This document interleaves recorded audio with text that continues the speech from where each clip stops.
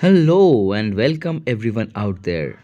In this video, I am going to explain the optical density and refractive index in a super easy way within just 6 minutes.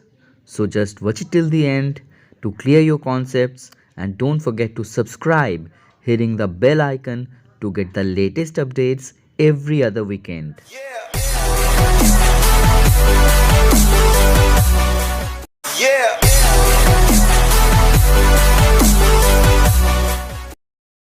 Let's get to know about the optical density in details.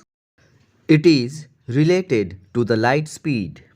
Let's consider two optical medium, water and glass, which are denser than air.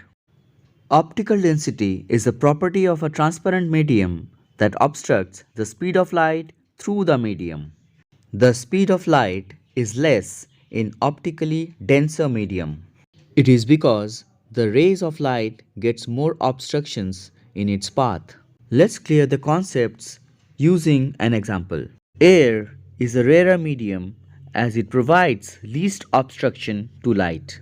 Therefore, if an incident ray is coming from a light source hits the surface of separation at a point A, it will have the maximum speed of light 3 into 10 to the power 8 meter per second. But once it enters water, a denser medium, it will have a reduced speed of 2.25 into 10 to the power 8 meter per second. Now, if you draw a perpendicular line, that is the normal, we will be able to find that the refracted ray is bending towards the normal due to more obstruction or optical density of the water. If it enters a more denser medium, glass, the speed will again be reduced to 2 into 10 to the power 8 meter per second.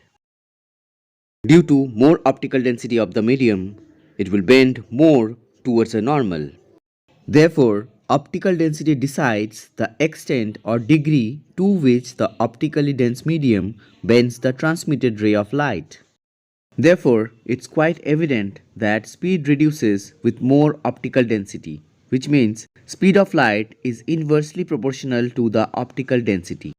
If the optical density is less, the speed will be more. Now let's talk about mu or refractive index, which is the ratio of the speed of light in air or vacuum upon the speed of light in the medium. Let's compare the refractive index of different mediums, which is 1 for the air, 1.33 for water and 1.5 for glass. Therefore, it is quite evident that refractive index is increasing with optical density. So, refractive index is directly proportional to the density and inversely proportional to the speed of light. So, the ratio of refractive index of the second medium upon the first medium, that is mu2 upon mu1 is equal to v1 upon v2, which is the reverse ratio. Thus, mu21 is the refractive index of the second medium with respect to the first medium, equal to speed of light in the first medium v1 upon the speed of light in the second medium v2, also known as relative refractive index, further known as n/1. Let's find the relation of absolute refractive index n with C and V. We have already known that refractive index mu is v1 upon v2. If v1 is the speed of light in air or vacuum, it is considered as C. The speed of light in the second medium is considered as v. So, mu is equal to C by V, which is also known as absolute refractive index, denoted by n. For instance, refractive index of the glass would be speed of light in air or vacuum upon the speed of light in the glass. Now, if we replace this ratio with its actual values, it will be 3 into 10 to the power 8 meter per second upon 2 into 10 to the power 8 meter per second. By simplifying, we will get 3 by 2, which is equal to 1.5. Thus, the refractive index of the glass would be 1.5. By this relation, we can find the refractive index of any medium. Now, let's relate absolute and relative refractive index. It is mentioned earlier that mu Our refractive index is equal to the ratio of speed of light in air or vacuum denoted by c upon the speed of light in the medium denoted by v. This ratio is also known as absolute refractive index denoted by n, and the relative refractive index is denoted by mu of 2 with respect to 1 is equal to the ratio of speed of light in the medium 1, that is v1, upon the speed of light in the medium 2, that is v2.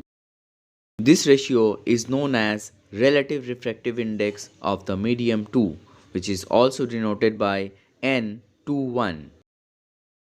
Therefore, n21 can be written as the absolute refractive index of the medium 2 upon the absolute refractive index of the medium 1, which can be also written as V1 upon V2. Hopefully, you have a clear concepts now. That's it for today. To clear more concepts related to light, please check out the end screen videos and the description box.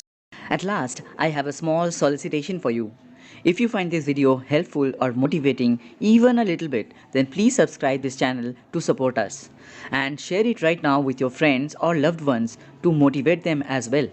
You can also leave your valuable comments about the topic of the next video you would like to watch, because our sole objective is to help you. That's it for now. We will be back with a new video every other weekend. Until then, keep learning, keep sparkling. Thanks for watching. Bye bye.